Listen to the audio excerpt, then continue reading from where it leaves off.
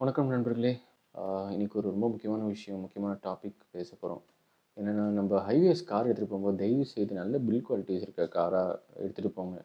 நீங்க low build quality இருக்க car, low NCAP rating இருக்க கார் எடுத்துட்டு போம்போது, நீங்க உங்க ரிஸ்க்கையும், உங்க வாழ்க்கைய ரிஸ்க் பண்றீங்க.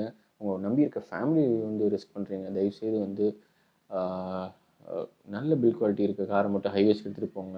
இதான் என்னோட தாழ்மையான கருத்து. சிட்டி டிரைவுக்கு ஓகே. ஆனா, அ ஹைவே டிரைவுக்கு தயவுசெய்து நல்ல பில்ட் குவாலிட்டி இருக்க வண்டி எடுத்துட்டு போங்க.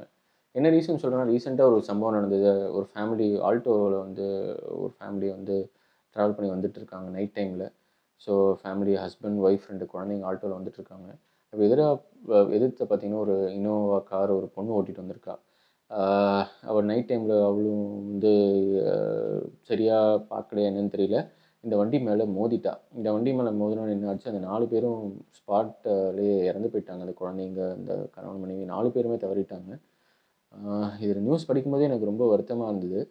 ஆ எனக்கு என்ன சொல்றதுன்னே தெரியல. அந்த நியூஸ் படிச்சோனே ரொம்ப ஷாக்கிங்காவும் இருந்தது.